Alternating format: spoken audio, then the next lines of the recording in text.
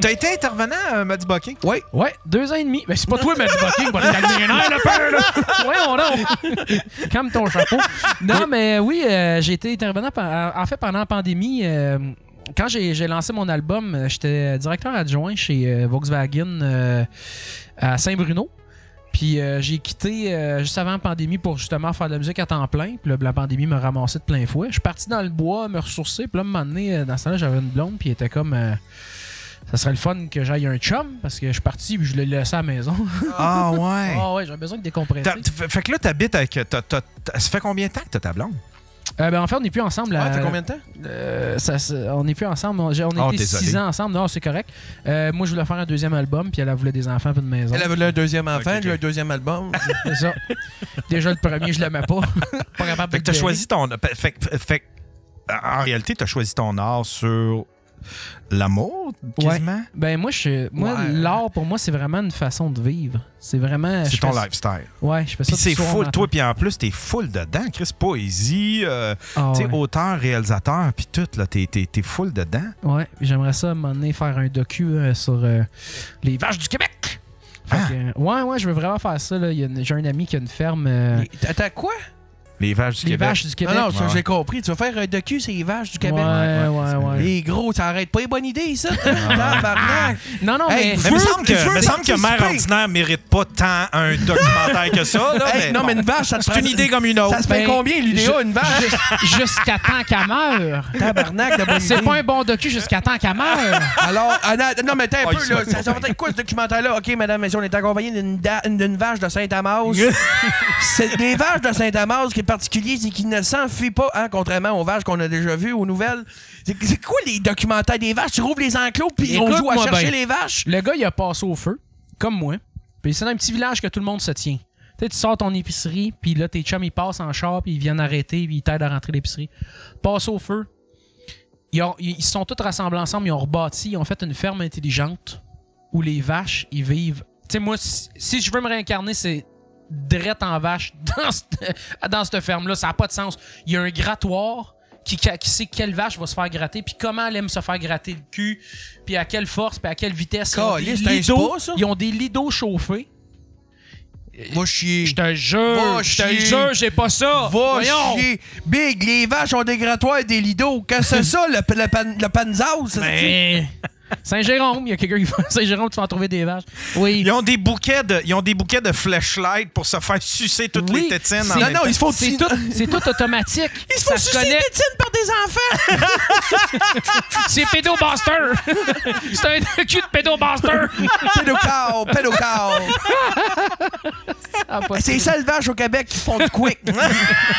En poudre. Ils seront pas stressés. Hey, tu traites la vache. De la poussière de la quick. boucane partout. Voyons, ça brûle. Non, c'est du quick. C'est du quick. C'est bon. Finalement, c'est une petite bonne idée. Man. Non, mais je te dis, c'est incroyable. Ça devait être déchirant quand même de vivre cette rupture. Tu sais, de choisir ça, puis de... Tu sais, de vous en parler puis de dire, ben là, nos chemins se séparent parce que moi, je veux faire un album, je veux vivre, tu sais, je veux continuer dans mon art, puis elle, c'est comme, elle a plus la même vision que toi.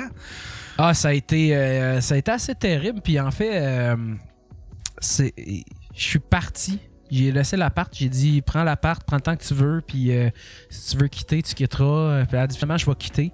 C'était pas un appart qu'elle aimait à la base. Moi, je t'avais vu chez un de mes chums en attendant, mais c'est du jour au lendemain. Là, ça a fait OK, ben moi, je savais que je l'aimais beaucoup trop pour la laisser partir. Puis partir, moi aussi. Fait que j'ai juste comme tiré à la plug, bien comme du monde. C'est ça. Fait que c'était le seul courage que j'avais. C'était comme une fuite. Ouais. En même temps, Chris, t'as dû te faire des calculs dans ta tête, d'essayer de faire fitter ça, de faire comme comment je pourrais arriver à pouvoir y permettre ça, d'avoir une famille, puis moi, exercer mon art. Tu sais, tu as dû faire des calculs. Vous avez dû faire des calculs, tu sais, puis en arriver au fait que, OK, bon, ben c'est pas possible, tu sais, parce que... parce qu'il y a beaucoup de monde qui y arrive quand même, là, tu sais, il y a beaucoup d'artistes qui ont des conjoints puis des familles. Non, ça, c'est ce qu'on pense, mais ils sont tous célibataires. Non, mais c'est que... Moi, je me suis toujours dit, si j'avais à devenir père... je voudrais vraiment être le meilleur père possible, tu sais, parce que moi, j'ai eu une enfance assez bizarre et fucked up, là. Fait que moi, pour moi, le mot père, c'était vraiment important, puis je trouvais que j'allais botcher les deux, tu sais, d'une certaine façon. Ça aurait pu être possible, mais je pense pas que j'aurais été le meilleur de moi, puis je voulais pas faire vivre ça à quelqu'un d'autre, et surtout des enfants qui arrivent, puis c'est quand même assez égocentrique d'avoir des enfants. Fait que. À place de ça, il a botché 2 albums. Les tiens. il m'a fait un enfant. C'est ça qui est arrivé.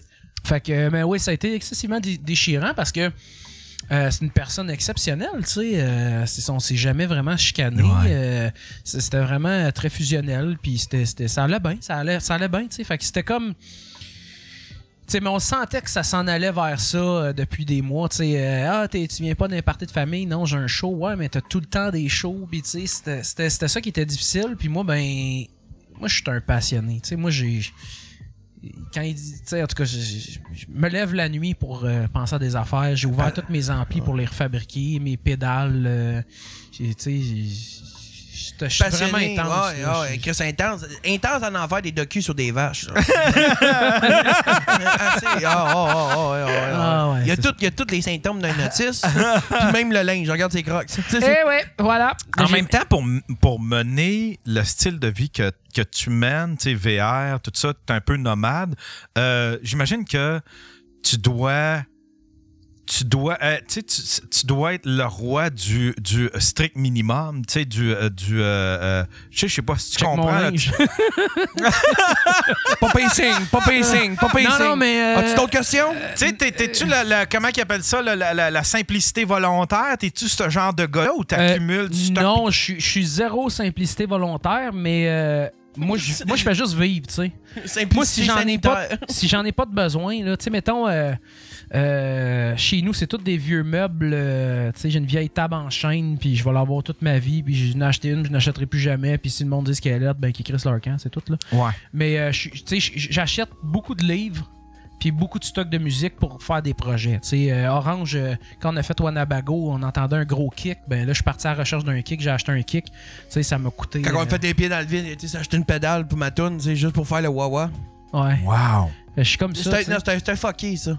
Tu sais, lui, il a déjà fait. Il y avait des takes de drum qui aimait pas assez. Il a repayé une séance pour le drum parce qu'il voulait que le plafond soit une telle hauteur pour la résonance. Ouais. C'est autiste, là. C'est dangereux, ça, ce gars-là. Watch-les, mais d'après moi, il part quelque chose ici, là. Non, mais c'est parce qu'il y a eu beaucoup dans la musique. Tu sais, la musique, là, ça a fait exactement ce que l'humour est en train de faire.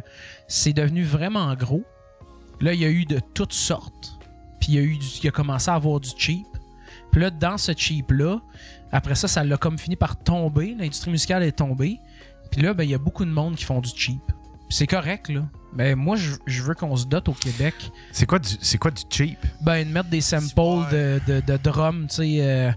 des samples américains que t'as acheté à 200$. Mais tu sais, du cheap autant d'un texte aussi, là, tu sais. Ben, d'un texte, tu sais, il y en a qui font les mêmes 3 crises d'accords, ils font juste changer de capot pour changer la tonalité. Te dire, du sol doré, là, je peux te faire 3 heures de show là-dedans de tunes que tu vas dire, ah ouais, elle est bonne, je la connais. Ouais, vraiment. Ah ouais, c'est un jeu, le gros, là. Ben ça, puis tu sais, c'est enregistré en studio, c'est bâclé, ils font un drum vite, puis après ça, ils mettent des samples par-dessus, des samples américains. Dans le format. En même temps, ça, c'est... Dans le sens que, tu sais, si ça pogne...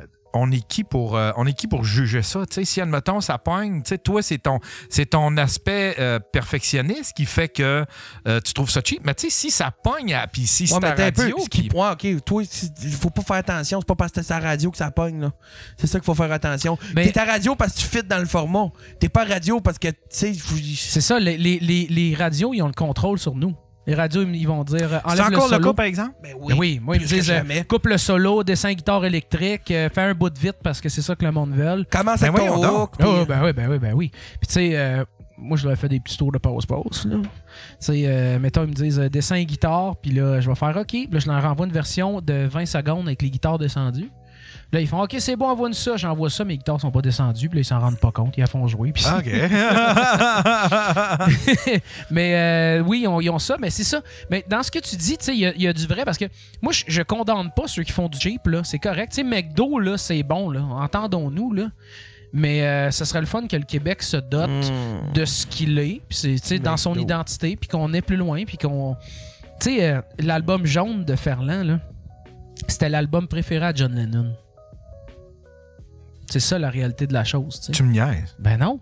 Tu sais, Give a Peace a Chance, là. Ouais. C'est Charles Lebois qui fait le drum avec Mouf là-dessus. C'est un case de guitare qui ferme. Tu sais, les arrangements de Zappa, là, sur certains albums, c'est Charles Lebois puis Kent Nagano. La bass sur Janis Joplin, c'est le bassiste à Charles Lebois. Parce qu'il y avait une relation épistolaire. Mais c'est vrai que du McDo, ça serait bon. Genesis a écouté énormément Harmonium pour s'inspirer, tu sais. Fait qu'au Québec, là, on n'a rien envie à personne. Là. On est de shit. C'est juste que ça va coûter 1000$ de moins si je mets un drum fait cheapette. Tu sais, je mets des samples. Puis c'est correct, mais tu sais, quand tu dis que tous les albums qui sont sortis d'un style sonnent comme les albums de tel artiste de 2017, mettons, mais à quoi ça sert d'avoir ton identité à toi si tu l'as pas?